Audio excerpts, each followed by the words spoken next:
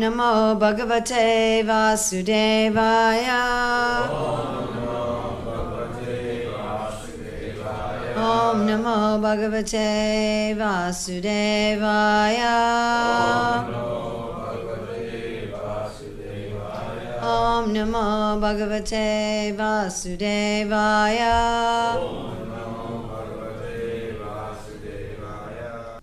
22's on the board. So start with 18. Sasamrad Ratam Aruda Sa Asvam Rukma Malinam Vyarot Chata Swa Patni Bihi Kriyabi Kraturad Iva.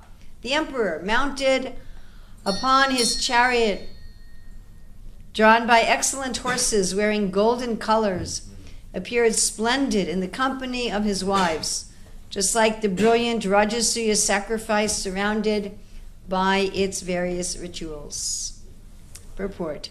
King Yudhisthira with his queens appeared like the personified Rajasuya sacrifice surrounded by its beautiful rituals.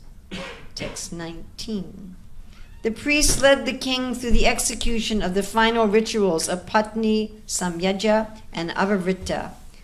Then they had him and Queen Draupadi sip water for purification and bathe in the Ganges. Text 20. The kettle drums of the gods resounded, along with those of human beings. Demigods, sages, forefathers, and humans all poured down showers of flowers. 21. All the citizens belonging to the various orders of Varna and Ashrama then bathed in that place. What place? Ganges. Where even the most grievous sinner can immediately be freed from all sinful reactions. Text 22, which is on the board. Ataraja hatek shome paridaya swalankrita Ritviksadasya vipradin Anarchabar anabarai Anachabar anabarai Ata. Next. Raja. The king. Ahate. Unused. Shome. A pair of silken garments. Paridaya. Putting on. Su alankrita. Nicely ornamented. Ritvik. The priests. Sadasya. The officiating members of the assembly. Vipra. The brahmanas. Adin. And others. Anarcha. He worshipped. Abharana. With ornaments. Ambarai. And clothing. Translation and purport. Next, the king put on new silken garments and adorned himself with fine jewelry. He then honored the priests, assembly officials, learned brahmanas, and other guests by presenting them with ornaments and clothing. Purport. Srila Prabhupada writes, the king not only dressed himself and decorated himself, but he also gave clothing and ornaments to all the priests and to the others who had participated in the yagyas. In this way, he worshipped them all. So here Maharaj Yudhisthira is, as part of the Rajasuya sacrifice, not only taking care of himself, but also giving in charity. And this is a natural human instinct, yes, to help others, to give in charity.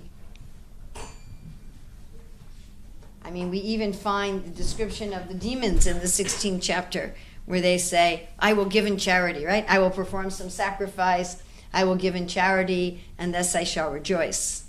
So even the demons, right? We find even in the modern society that criminals, organized crime, will also often give in charity, yes?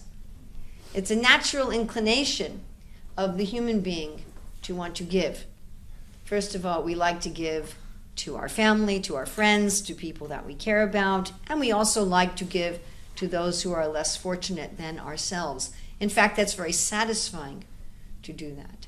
And what rasa is giving charity part of? Does anyone know? Of the 12 rasas?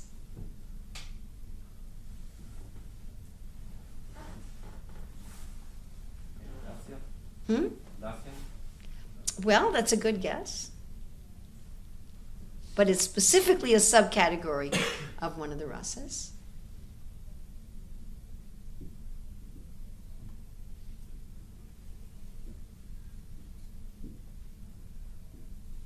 Now, chivalry. You think about a chivalrous person. We think about maybe the King Arthur and the Knights of the Round Table, chivalrous persons. So they didn't just fight out of chivalry, they also gave charity. They were very righteous as well, correct? Yes. A chivalrous person is also a very generous person. And this charity is also particularly given by the kings, like Maharaj Yudhisthira Somya, the emperor. And one of the aspects of being a king is that you give very generously in charity. In fact, that's one of the things that gives pleasure, especially to very wealthy people, and they can give a lot of money in charity. So all of us like to give, yes? It's one of the things that gives us happiness. Again, it's one of the rasas. It's one of the rasas to give. And now with the internet and social media, one of the things that's happening is a profusion of charity. There's becoming so many internet sites, give to this thing and give to that thing, and people raising money that's, somebody has cancer and somebody's this and somebody's that, and people, there's a tremendous amount of money being given in charity. And of course, we might wonder as devotees of Krishna, what is our position with giving charity? Here we have this example of Maharaj Yudhisthira. This is one of the questions. It's not one of perhaps the main questions that comes up. It's not one of the top questions. The top questions are more, how do I chant with attention? How do I get along with my wife or husband or something like that? Those are some of the top questions that people ask. But it's certainly a very dominant question. Who do I give to? How do I give? What's proper charity? What isn't proper charity? What is charity going to entangle me? Is it not? Is it something mundane? Is it something spiritual? What do I do? What kind of charity do we encourage? And of course, the first thing that we want to think about is that charity is not just money. Often we think of charity, we think, well, that means giving money. That means I'm going to give somebody some pounds. But what else could you give in charity besides money? Giving yourself to serve somebody. You could be doing some service, which is perhaps why you thought about dasya. So you could be giving your time. Volunteering your time is as much giving in charity as giving money. In fact, for most of us, unless we've gotten our money through a gift or an inheritance, they're very equivalent, because for most people, the money they have is a result of their time. If you get paid, whatever it is, £30 an hour, somebody's getting paid £30 an hour, then if they give £30, they've given an hour of their time. It's equivalent. Right? And if somebody's giving an hour of their time, it's equivalent to giving £30 if you'd have to pay somebody that much for that amount of work. So in addition to giving money, charity can also mean giving your time, especially if you're giving not only your time, but your expertise. So let's say you're an architect by profession, and then you do some architectural work for free. Do you understand how it's the same as giving money? If somebody would have to pay £1,000 to hire an architect, and you give your architectural work for free, right? Lawyers often do this kind of thing, where they'll give their work for free to defend somebody who's too poor to defend themselves. Pro bono work, they call that. So that's also giving in charity. What else can you give in charity? Money, your time, what else?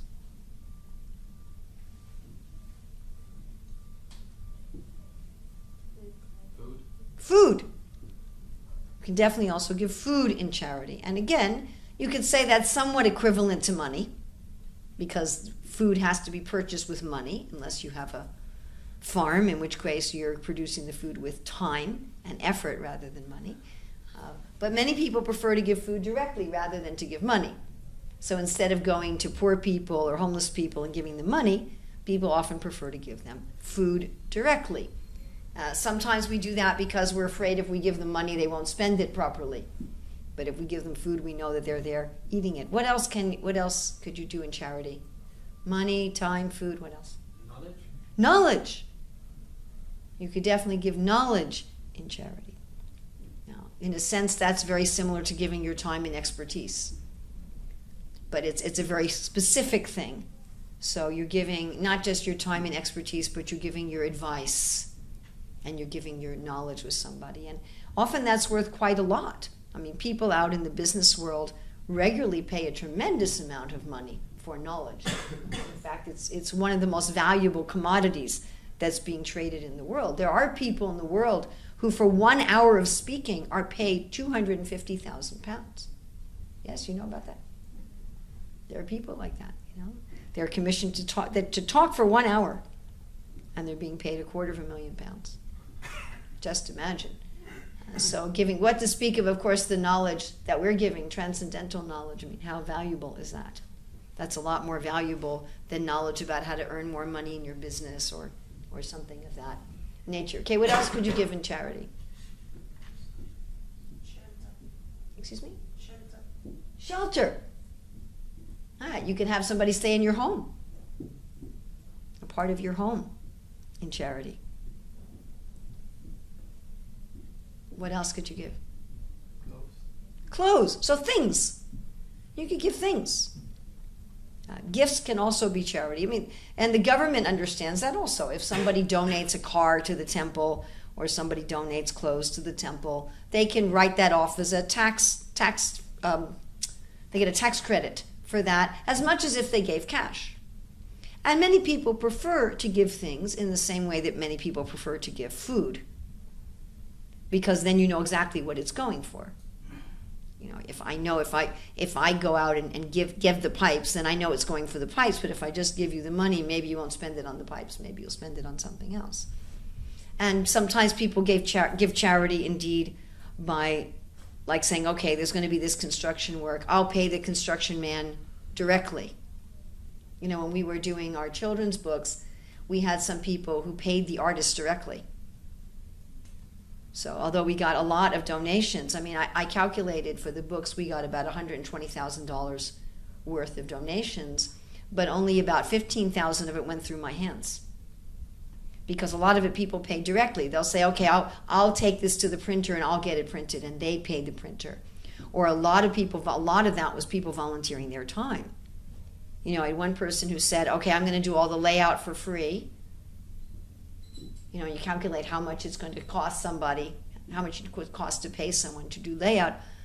So often people donate like that, but when you look at the total value of it, we just had somebody create a video for our project where we clean around Radhakund, Shamakund, Govardhan. We restore the holy places, we restore the buildings and do painting and murals. We feed the widows and like that. Hopefully we're going to be building a kitchen pretty soon. So one devotee who's a professional videographer, he volunteered his time to make a video.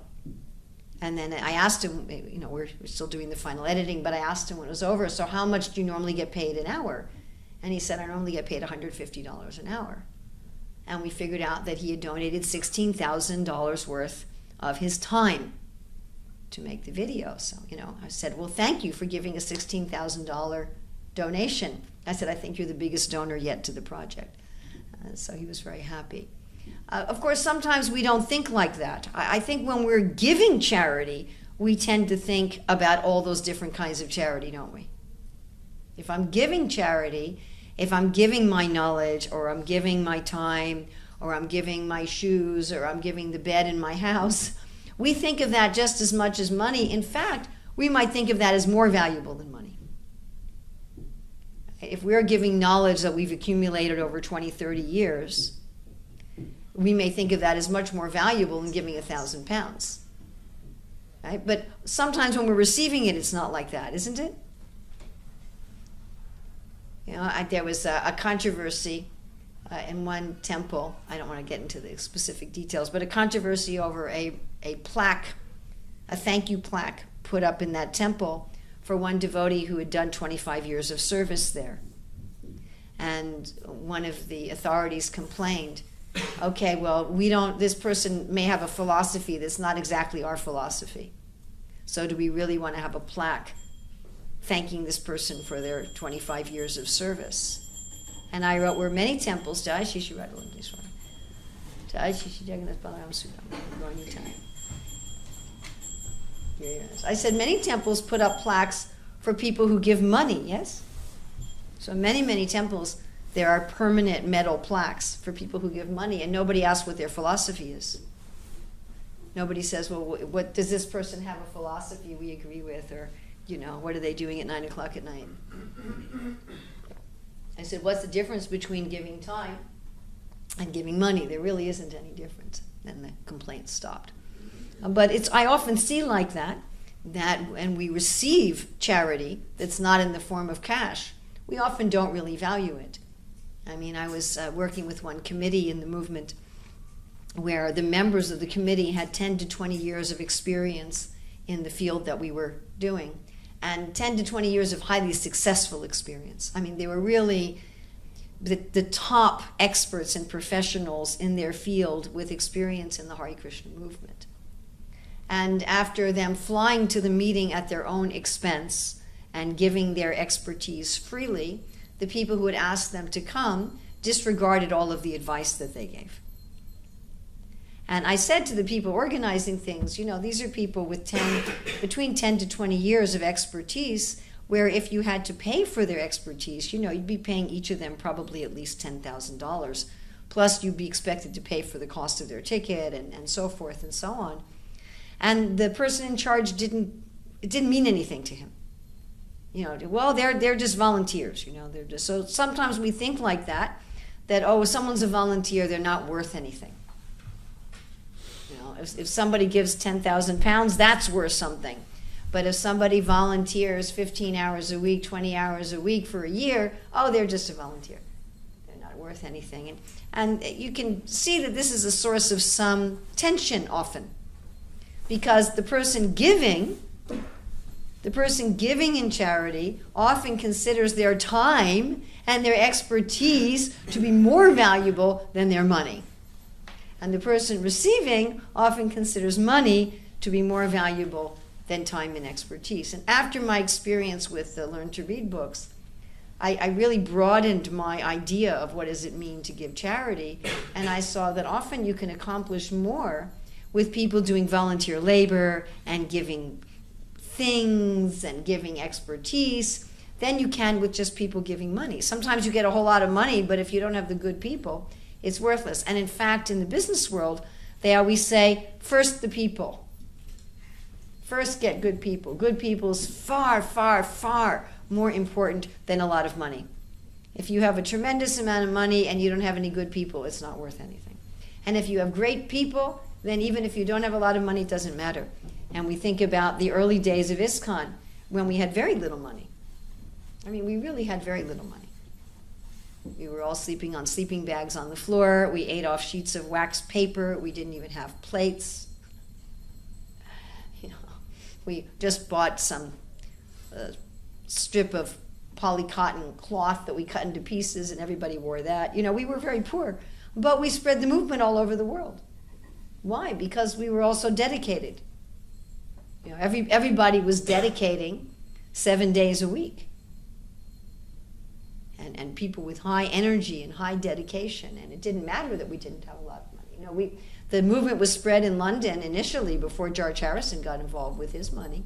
It was spread just by people living in cardboard boxes on the street because they had no place to live. But still, they were able to have the Hare Krishna chant startles London, make the headlines in the newspaper. All right, so those are different kinds of charity. And we really, when we're talking about charity, we're talking about all these kinds of charity. Now, who should give charity? Who should give charity? Well, in Bhagavad Gita 16, 1 through 3, where Krishna lists the divine qualities, Srila Prabhupada in that purport talks about each of those qualities in relationship to a varna and ashram. And here we have, of course, also in text 21, where it says varnashrama. So here Maharaj Yudhisthira is giving charity to all everyone in each of the varna and each of the ashrams. But in the Bhagavad Gita verse in 16, 1 to 3, Prabhupada is talking more about those who give rather than those who receive. Of course, charity can be understood both ways. And as far as giving, who is supposed to be giving charity out of the varnas and ashrams? Who in the ashram is supposed to particularly be giving charity? The grahastas. In fact, this giving of charity is the main dharma for the grahastas. Charity and sacrifice is the main dharma for the grahastas. And what are the two kinds of charity that the grahastas are supposed to give? Time and money. Well, all the kinds that we talked about, right? Giving money, giving time, giving your expertise, giving goods, and one more that we didn't talk about. Cows, well, although cows are obviously not things, I think we can put them in the category of things. We talked about food.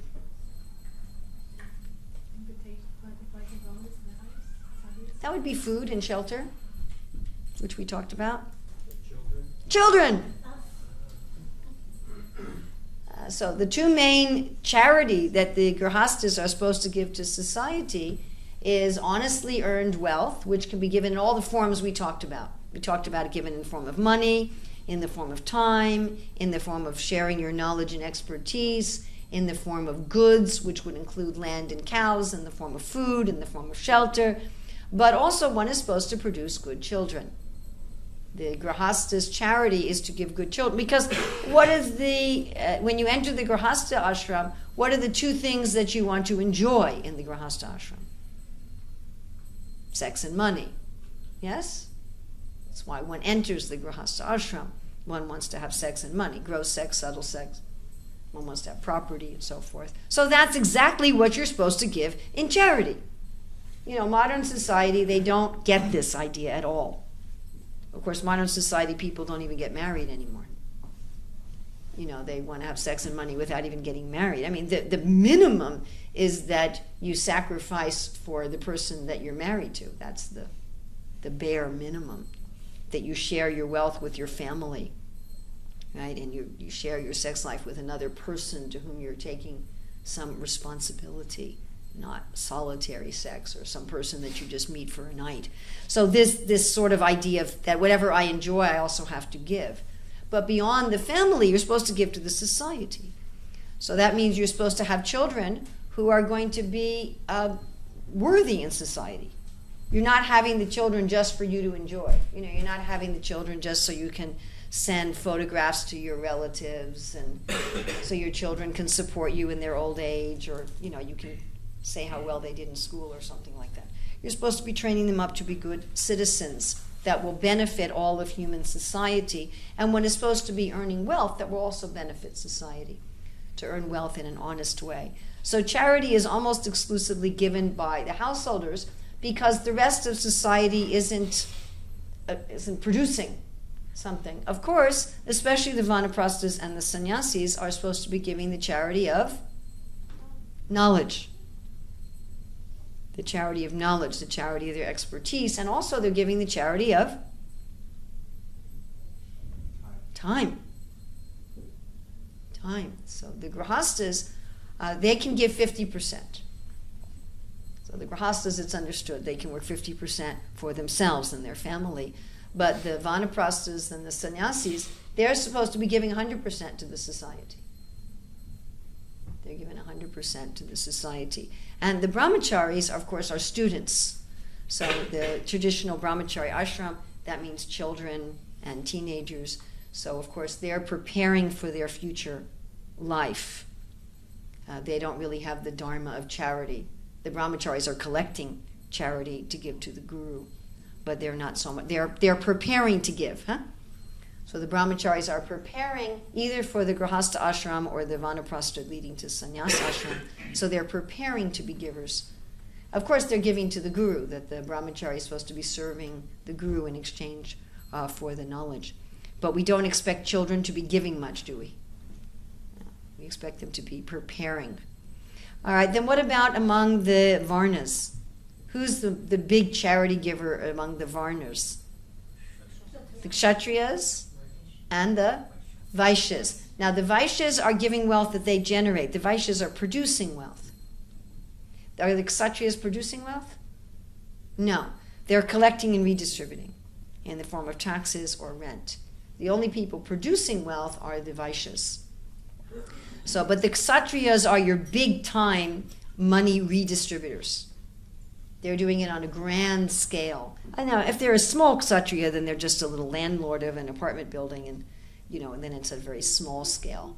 They're collecting the rent and they're redistributing it to their tenants in the form of services in the building. So it's on a very, very small scale. But, someone who's the mayor of a town, or what to speak of the prime minister of a country, they're doing a huge amount of money collecting and money redistribution. And then who else distributes charity? Of course, Shudras are also expected to distribute charity, but on a much smaller scale. Generally, you're not going to have as many wealthy Shudras. Why don't you have as many wealthy Shudras? Any idea? Yeah, and they tend to spend the money very quickly. Shudras don't have much long-term planning generally. We see this on book distribution. People who get paid on a Friday and they're broke on a Monday. So those sort of people don't tend to give, unless you catch them on a Friday, they don't tend to give that much in charity. So that's the main tendency of the Shudras. It's the mode of passion and the mode of goodness that inspires somebody more to plan ahead. And, the Vaishyas are interested in accumulating wealth, and the Kshatriyas have to take care of provision for the country. But the Shudras will often give, like we have musicians who do a charity concert. So they'll often give their talents and their expertise. And of course, there are some very, very wealthy Shudras who do give vast amounts in charity. And what about the Brahmanas? It's one of the occupational duties of the Brahmana, is to collect charity and to give in charity. The Brahmanas are generally going to be giving their charity for religious activities, whereas the Kshatriyas are giving their charity across a broad spectrum. So the Kshatriyas, as government, they're going to be giving their charity, to give people shelter, to give people food and water and medical care and education. Think about government. So government is like the big mother and father supporting the whole society. So government is going to be giving charity across the spectrum of material and spiritual, as well as the Vaishyas are going to be doing that, and the Shudras, but particularly the Kshatriyas. Whereas the Brahmanas are mostly concerned with spiritual charity. And the Brahmana's mood is generally, although there are some very wealthy Brahmanas described in the Shastra, but generally the Brahmanas take what they need and they distribute the rest in charity.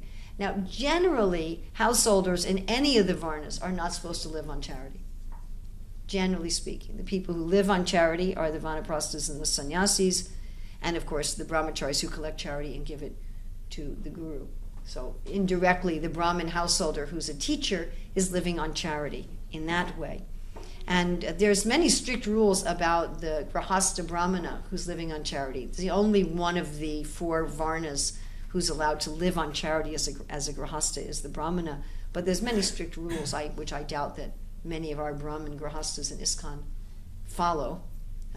Most of us don't follow all the rules of Varnashram. Like I was just reading in the 3rd canto that the sannyasi is not supposed to have any home, by the strict Varnashram rules. But even Mahaprabhu had a room in the Gambhira where he stayed. So anyway, the Brahmana Grahastha who lives on charity strictly by the Vedic rules wouldn't keep anything for the next day. Whatever they get that day, if they can't use it that day, they redistribute it. They don't have any kind of stock. Whereas generally the Grahasthas are supposed to keep something. Like when Harisari Prabhu was traveling with Srila Prabhupada, one time he needed a new dhoti, and he bought himself a new dhoti, and Prabhupada said, "How'd you get the dhoti?" He said, "Well, I bought it myself." And Prabhupada said, No, you have to save your money for emergencies. And Prabhupada bought him the dhoti. So the Grahasthas are supposed to save at least 25% for emergencies. They're supposed to have a stock of grain, but those who are living on charity are not supposed to keep any stock. Again, these are not things that we really follow strictly at the present time. It wouldn't be very practical. Just like the Vanaprastha isn't supposed to have any source of income. So people have asked me, well, now I'm retiring, I get a pension, should I get a pension? Or one devotee who retired got some rental property as an inheritance from her family, and that's how it allows her to live. She said, should I renounce my rental property? I said, no, definitely not. Although Vanaprastha, technically you're supposed to be renouncing a job, so just, you don't have to take these things literally. But in Bhagavad Gita 18:5, Krishna says, who should perform charity? Who should give in charity? Everybody. He says, penance, sacrifice, and charity should never be given up because they purify the great souls. So if someone's thinking, well, charity is the main dharma for a householder, so now that I'm renounced, I'm not going to give in charity anymore. No, Krishna says, it doesn't matter how renounced you are, how austere you are, whatever you are, whoever you are, austerity, penance, and charity should never be given up. They're purifying even for the great souls. So, and why? Because this is part of the Sanatan Dharma. Charity is not just a material dharma, but giving is part of our natural dharma, to serve, right? Again, how you were saying charity was dasiras. This idea of serving others, it's part of who we are. It's part of the soul. There's no question of stopping giving. I mean, who's the biggest charity giver? Krishna. Eko bahunam yo vidadanti kama. He's giving everybody in charity all the time. And we as part of Krishna are also a charity giver. So the main benefits of giving charity, we already mentioned purification. Why does it purify us to give in charity?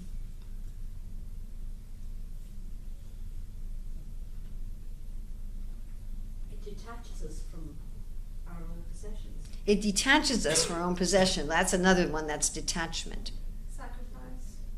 It's a kind of sacrifice. And Sarvagatam Brahma, Nitya Yagya Pratistitam, that the absolute truth is always found in sacrifice. But there's Krishna's differentiating in 18.5. Sacrifice, penance, charity. So although you could say they're all very related, charity is a kind of sacrifice. Sacrifice may be a kind of penance. Penance may be a kind of sacrifice, and so forth and so on. But specifically as a separate category. Why is charity purifying? Yes? Because by giving in charity, we're learning how to give to others rather than being selfish with giving. Selflessness. That is very beautiful. And in fact, that is the root of our material disease, is selfishness. The root of our material disease is me-centered. Everything's about me. Everything's meant for me. And charity is exactly the opposite. What am I giving in charity? I'm giving something that I put some effort into, generally, not necessarily. Sometimes somebody gives me a gift and I immediately turn around and just give it to somebody else. So there was no effort involved except the slight movement of my hands. So, sometimes that happens. But generally, we're giving in charity sometimes that we put some effort into. Bhaktiram Yagatapasan. This is a relationship to sacrifice. It's not the sacrifice itself that I'm giving the result of the sacrifice. So Krishna is the enjoyer of all sacrifices. We tend to think I'm the enjoyer of the sacrifice. And charity is, I've sacrificed, but you're enjoying it. I've worked, but this money that I earn by working, I'm giving to you. Or this time that I could be using to amuse myself and entertain myself and please myself, I'm giving instead to please you.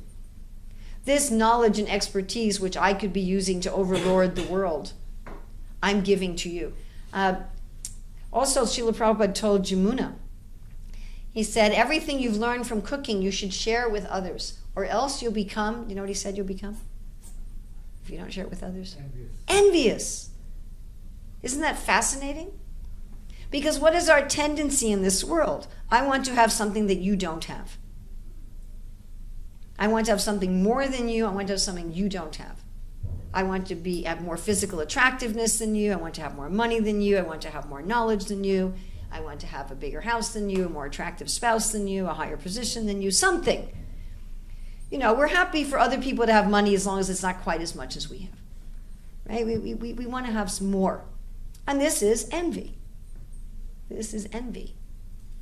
That everyone else has to have a little less than I have. If you have the same or more, then either I want it, or at least I don't want you to have it. Right? I think the ultimate envy is, even if I can't have it, I don't want you to have it. Right? It's like a lower grade of envy is, okay, let me take it from you. But even worse than that is, Let nobody have it. We'll just throw it in the ocean. Nobody can enjoy it. Right? This was when Saddam Hussein's army attacked Kuwait and they just burned the oil uselessly. You remember that? The Kuwaiti war? They just set fire to the oil. So it just burned. When they were retreating. Okay, we can't have it, nobody can have it. Or, Hitler's last order, which thankfully for the Germans wasn't followed, where he told the generals, okay, we're going to destroy Germany ourselves, so that when the conquerors come in, there won't be anything for them. There won't be anything for your own people either. Oh well. Better none of the conquerors have it. And thankfully the generals at the time didn't obey that order. But this is envy. And this applies to even our knowledge. I know more than you and I want to know more than you. So sharing what we have, sharing whatever it is, our time, our money, our expertise, our goods, is a cure for envy. And especially if you actually give someone in charity more. And then another very interesting result of charity, which Krishna explains in Bhagavad Gita 12:12. He says, karma palatyaga twajat shantir anantaram. So karma means your activities. Pala means results or fruit. Tyaga, renunciation. Karma palatyaga. When you give up the fruits of your work. Twajat shantir anantaram. What does anantaram mean? Anta means end. At the end of that renunciation, shantir, you find? Peace. Why do you think that giving up in charity brings peace? You were saying detachment.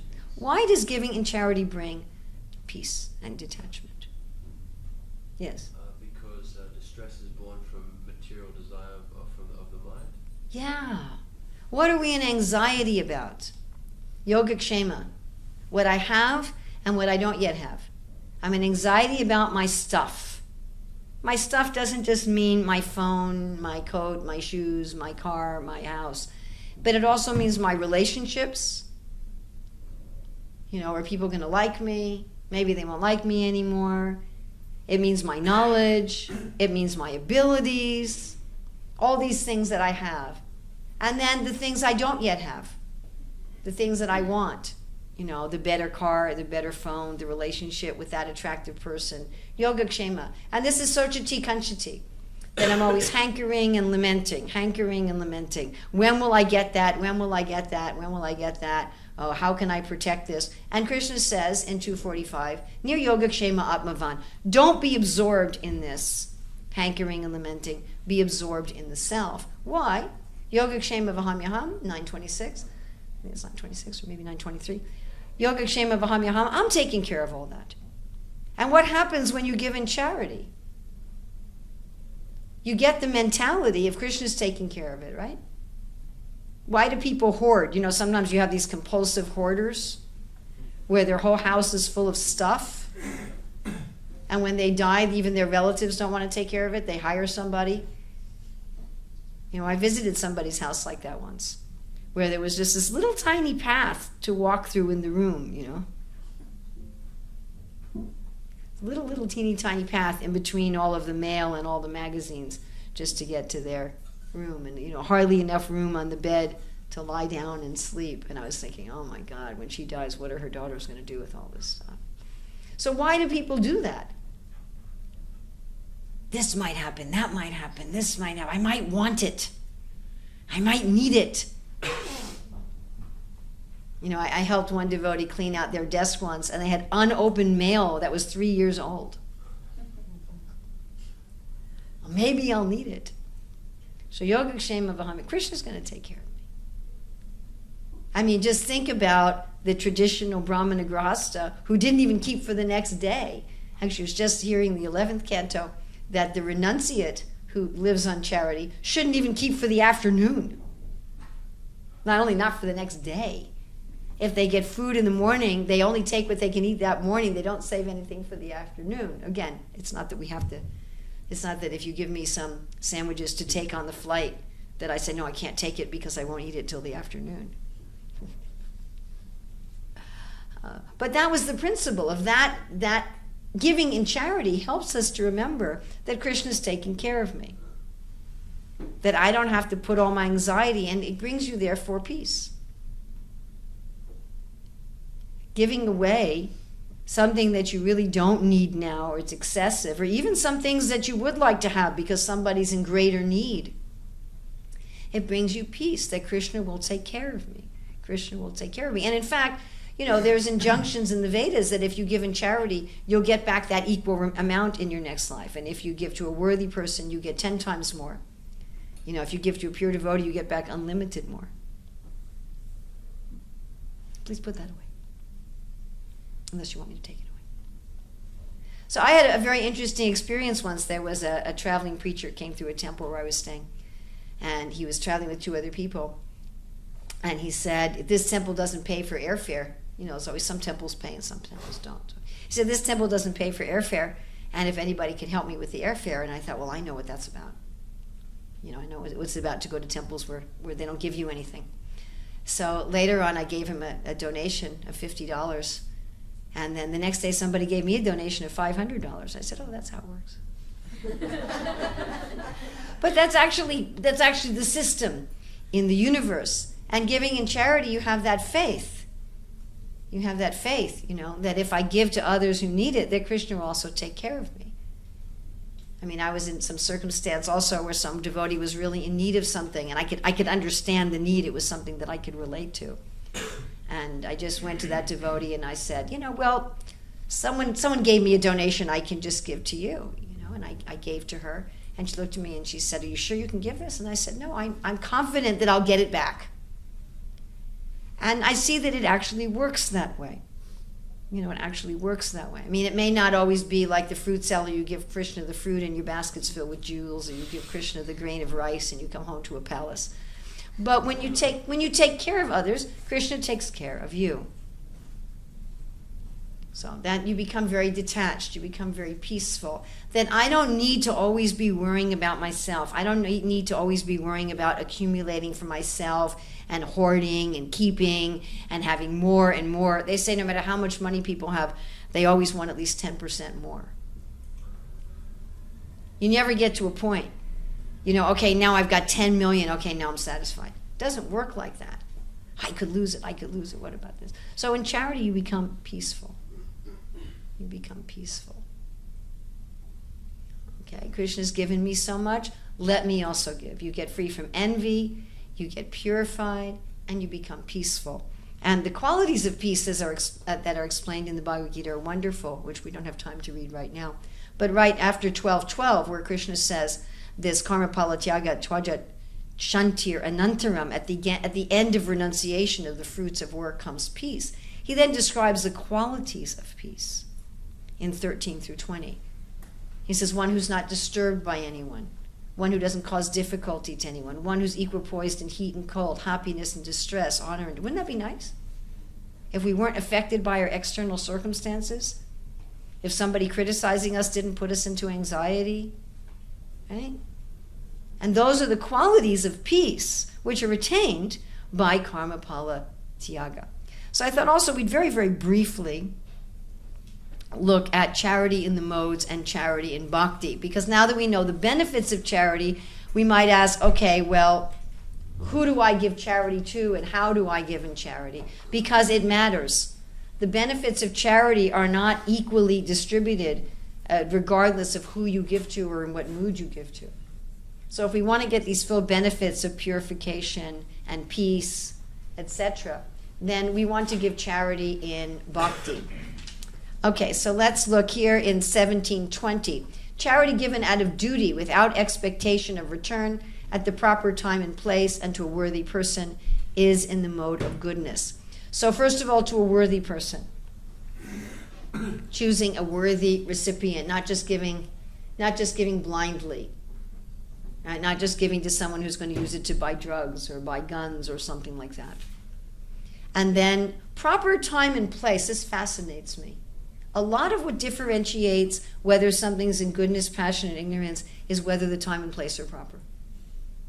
It's important. Choosing the right time and the right place to give. Good charity given to the right person, but at the wrong time and the wrong place, knocks it out of the mode of goodness. And then out of duty, this duty shouldn't be misunderstood. Often when we hear duty, we actually identify with the mode of passion, a sense of obligation. We talked the other day about feelings of obligation and feelings of force. Those are very much part of the mode of ignorance and the mode of passion. Here, by a sense of duty, it means just because it's the right thing to do. Because I want to do the right thing, because I want to be properly situated. This out of duty is very much because it will bring me peace, because it will bring me detachment. It's not the right thing to do in terms of other people think I should do it and I'm going to impress other people, or it'll help me with my obligations. Not that kind of duty. But as a soul, as a part of God, as a spiritual being, the proper thing for me to do is to give in charity. That's what I'm meant to do. It's my dharma. It's my nature. I'll be in my element. I'll be properly situated. That's what we mean by duty here. Then 21, this fascinates me very much, this charity in the mode of passion. Charity performed with the expectation of some return. Oh, just going back a minute with to goodness. This not expecting some return is very much this concept of duty. It's just the right thing to do. I'm not doing it for some, I'm not giving $50 because I figure someone will give me $500 tomorrow. I'm giving because it's what I want to do. It's what I should do. It's how the universe is designed. Okay. So then in the mode of passion, charity performed with the expectation of some return or with a desire for fruitive results or in a grudging mood is said to be charity in the mode of passion. So this is all about motive. It's still a worthy person, my dear friends, and it's still the right time and the right place. So you still have the worthy person, charity in the mode of passion, it's the right person, it's the right time, it's the right place, but the mood is wrong. You're thinking, I'm doing this to get something. I'm going to give my time to the temple so I'll get some prasadam. I'm going to give my time to the temple so other people will praise me. Praise is a really big thing in the mode of passion. So other people say, oh, what a good charitable person that you are. So I'll get my plaque up in the temple. And this grudging mood, Prabhupada explains here. He says, charity is sometimes performed for elevation to the heavenly kingdom and sometimes with great trouble and with repentance afterwards. Why have I spent so much in this way? So sometimes people do this. Oh, I gave the best years of my life to the temple. Why did I do that? I could have been doing this and doing that. That's charity in the mode of passion. Charity is also sometimes given under some obligation at the request of a superior. These kinds of charity are in the mode of passion. So this relates to what we talked about the other day in terms of force. So if we're someone superior and we say, okay, you're supposed to volunteer your time now. You're supposed to give this now. You're supposed to surrender this now. And somebody does it, not because they want to, but because we have some power over them, that's charity in the mode of passion. And sometimes we even encourage that. I said, when I was studying this many, many years ago, about 15 years ago, and I was thinking sometimes we encourage this charity in the mode of passion. Please give to the temple and you'll get your name up on a plaque. You really should do this, or you'll get a free room, or that's all charity in the mode of passion. And it's not elevating for the person giving it. So just because it's the right person and just because it's the right time and place doesn't automatically make it transcendental or even in the mode of goodness. And charity in the mode of ignorance, now we have impure place, improper time, unworthy person. So now we have the externals are wrong. So in passion and goodness, both of them have the externals right, but passion, the internal mood is wrong. Then ignorance, they're both wrong. Without proper attention and respect. So here you go, here's your money. So if you're giving to the right person at the right time in the right place, and not only do you have a bad internal mood, I don't want to do this. My guru told me how to do it. My father told me how to do it. Okay, I'm going to do it. That's the mode of passion, but at least you're smiling. Here you go. But the mode of ignorance, you're externally. Yeah, I don't want to be doing this. I'm just doing this because I have to. And that's mode of ignorance. And also, if you're giving to the wrong person, even with respect. So, you're just giving to the bum on the street who's going to buy drugs with it. You're distributing meat. And even if you're doing it here, this is for you. So that's the mode of ignorance. And then Transcendental charity.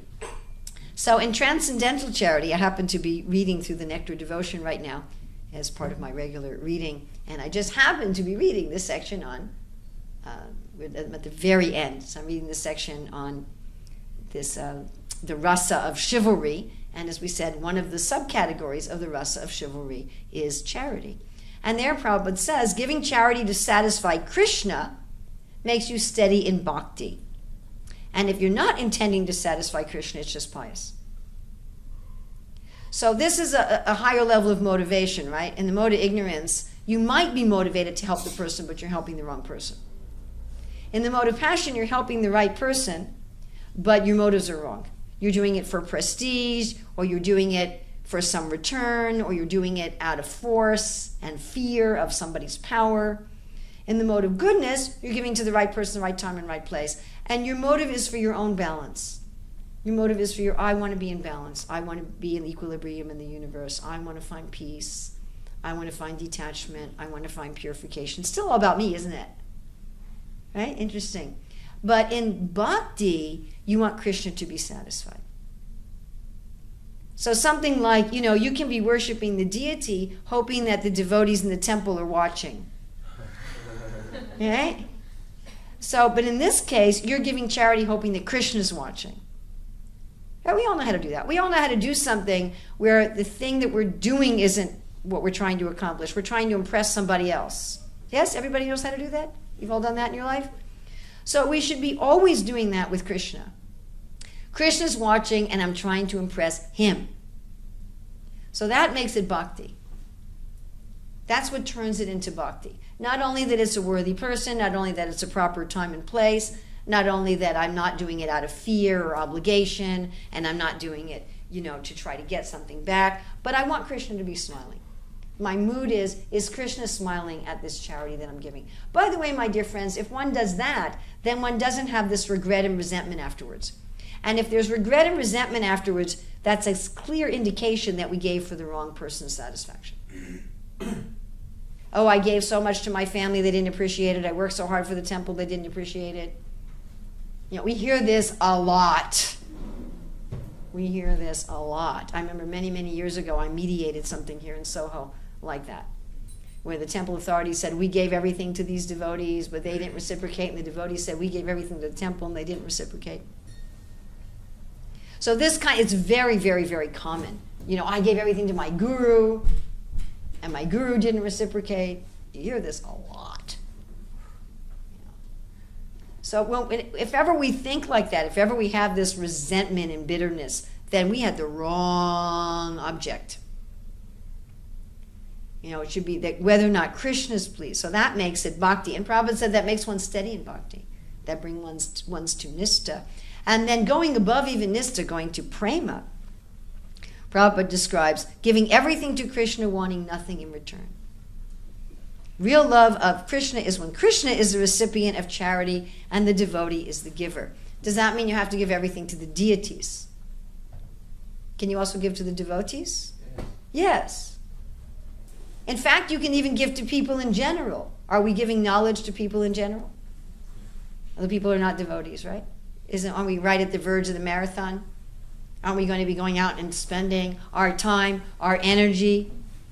Isn't that a tremendous charity that we're doing? Even though we collect money for the books still. Is the money we collect for the books anywhere equal to the amount that we're giving? In terms of our time and our energy, what to speak of the knowledge that we're giving? Is it all equal? Who's giving the charity here? We are, right? We're giving that to the people in general. But we're really giving it not to the people in general. We're really giving it to Krishna. That Krishna will be pleased bringing all these souls to him. Now we give so much food to the people in general and so much. Some other examples are Nanda Maharaj giving in charity when Krishna was born. And any of the 6 loving exchanges, they're all giving and taking of charity, right? And then, of course, we have this example here in today's verse where the king is giving, he's giving to the Ritviks, the Sadas, the Vipras. He's giving to everybody. The priests, the brahmanas, everybody who's involved, he's giving. Why is he giving them? To satisfy Krishna. And I thought I'd read something really nice also from the second of Nectar Devotion 46, because it's completely related to today's verse. When Maharaj Yudhisthira went with Krishna in the arena of the Rajasuya sacrifice, this is again at the end of the sacrifice, in his imagination, now I find this fascinating. I'm always fascinated by Manasa service. You know, when the Radhalanda were installed here, that there wasn't all full facility to worship them. And therefore Srila Prabhupada instructed Jamuna in Manasa Puja, that in addition to offering things physically, she would also offer things mentally. And I remember at the 40th anniversary, I talked to her about it. Sometimes she talked about it publicly also. So was Maharaj Yudhisthira physically, literally giving a lot of charity at the Rajasuya? Yes? Yes, we're just reading about that in today's verse. And of course, when Krishna was offered the first worship, he was also giving. But here, it says, when Maharaj Yudhisthira went with Krishna in the arena of the Rajasuya sacrifice, in his imagination, he began to anoint the body of Krishna with sandalwood paste. He gave him a garland in his imagination, hanging down to his knees. In his imagination, he gave him garments covered with gold embroidery and ornaments bedecked with valuable jewels. He gave Krishna in his imagination fully decorated elephants, chariots, and horses. He further wished to give Krishna in charity his kingdom, his family, and his personal self also. So he's just walking with Krishna. He's walking there in the Rajasuya Yagya with Krishna. But mentally, he's giving Krishna sandalwood paste. He's giving him clothing with gold embroidery. He's giving Krishna jewelry. He's giving Krishna decorated elephants and chariots and horses. He's giving Krishna his family, Manasa Deha Geha, right? He's giving Krishna himself. After so desiring, when there was nothing actually to give in charity, Maharaj Yudhisthira became very perturbed and anxious. So this was, of course, ecstatic anxiety. Oh, I don't actually have anything to give him. Well, that was this, I want to give him more, I want to give him more, I want to give him more.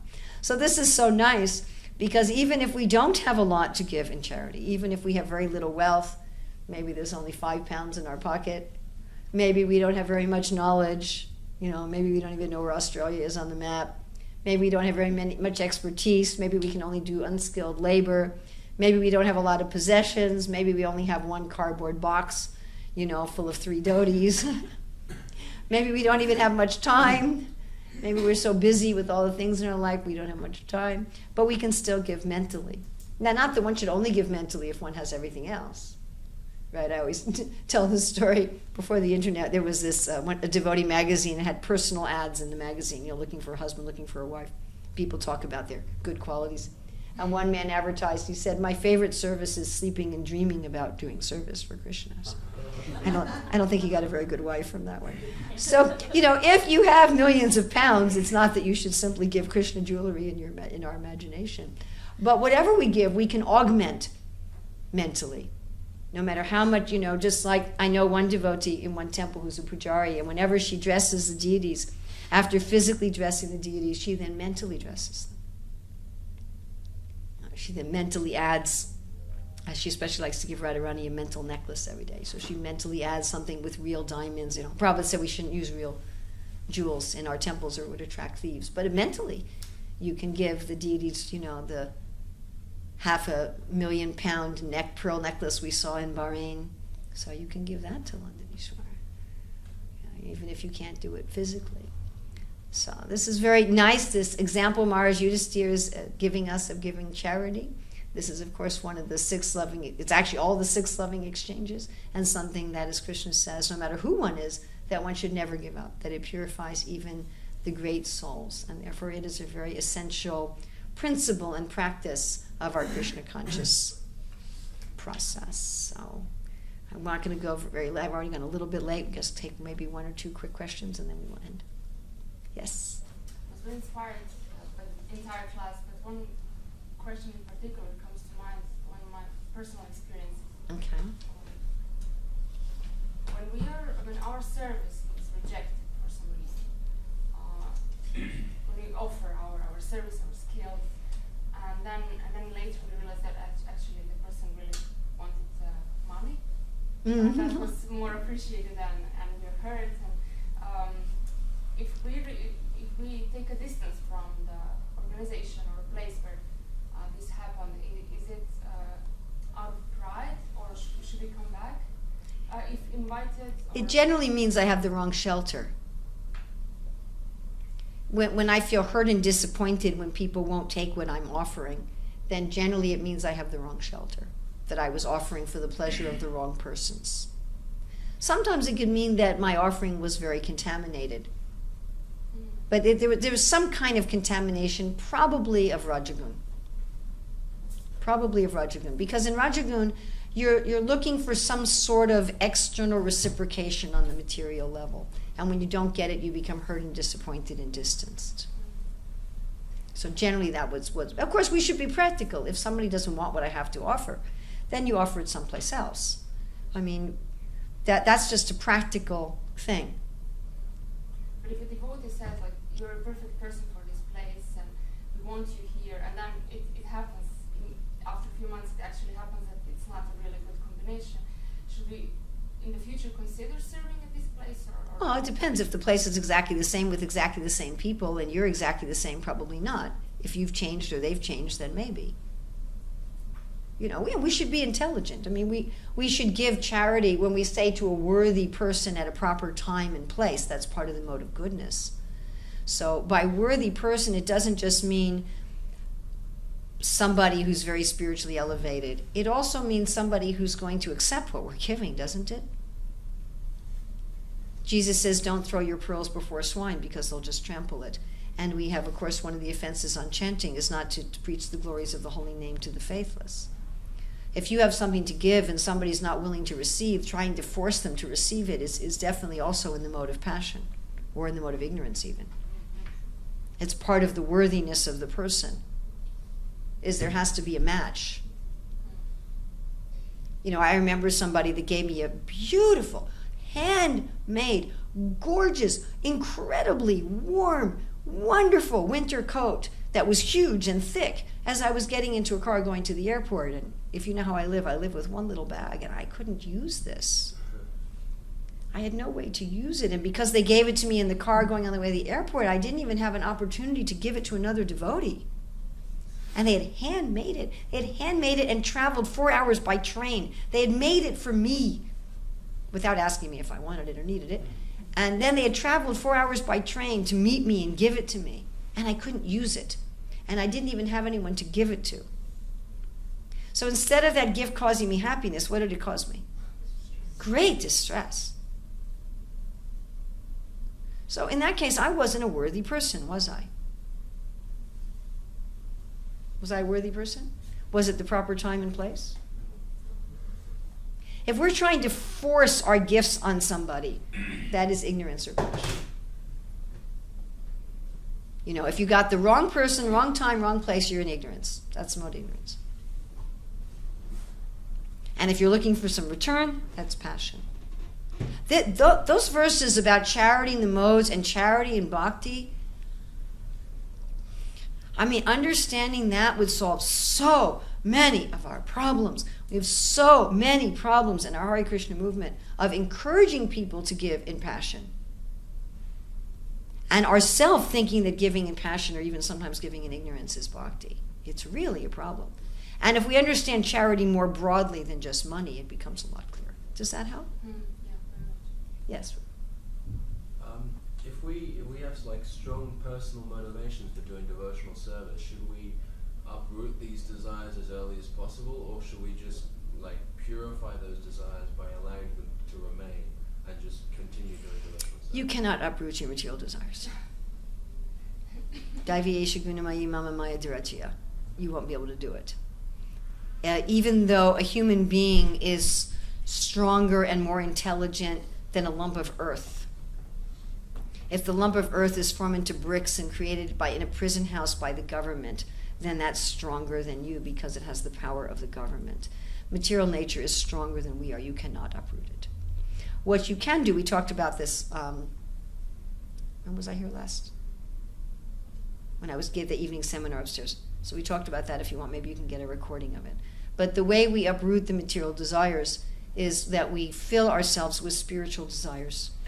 And as we fill ourselves with spiritual desires in Krishna service, then Krishna reveals to us the nature of our material desires. He shows us Jnana Dipena Bhashvata, side by side, spirit and matter, and then you have to choose. And when you choose, Krishna uproots it. Shrinvatam Swakata Krishna Punya Shravanam Kirtana Vidyantasta Bhadrani Vijunoti Saritsutta. So start getting spiritual personal motivations. So, for example, if we're doing some service that we think will make us, it will improve some skill or something like that. That's wonderful. It's one of the qualities of a devotee to become expert. It's one of the 26 qualities of a devotee. Just like if you're working in the kitchen, do you want a sharp knife? Is that material? If you want to sharpen the knife you use. Now, if you want to become expert so you can make a lot of money and impress people and enjoy the world and have a big house, no. But if you want to become expert so you can be a sharp knife in your service, you should become. It's one of the 26 qualities of a devotee. In fact, Prabhupada specifically in Mumbai in 76 gave that as one of the essential principles of the Brahmacharya ashram, training all the devotees to become expert. He said Prabhupada equated the Brahmacharya ashram in the temple to a Gurukula. He gave it almost a complete equivalence. And he said in the Brahmacharya ashram, in the Gurukula, that one is supposed to get trained in values of life along with specific training for a livelihood. So all students should get to have some specific area, and Prabhupada in these lectures on the Brahma. If you really want to know about training, I would really suggest listening to those 76 lectures on the 7th canto about the Brahmacharya ashram and Gurukula. Prabhupada said all the brahmacharis should know something of everything and everything of something. Something of everything and everything of something. So that's part of our duty to Krishna, to become expert. Well, you think Krishna wants a bunch of bungling fools for his servants? I mean, what use would that be? So Krishna's talking to Radharani there. He says, see my dear, see my Priya, see all of my servants? Well, what kind of servants do you have? They're all idiots. None of them know how to do anything. He says, here, this person's really expert in dressing me. This person's really expert in cooking. This person's really expert in management. This person's really expert in cleaning. This person's really expert at their relationships with the other people. And Prabhupada said, everyone has some extraordinary talent, and to serve Krishna with one's extraordinary talent means successful life. The best thing to give in charity, also, I was just hearing this in the 11th canto, where Krishna was telling to Uddhava, the best thing to give in charity is that which is the most dear to you and that which you get the most pleasure out of. So the area in which you take the most pleasure, you give that area of expertise to Krishna. Is that all right? Thank you very much. Srila Prabhupada Ki Jai.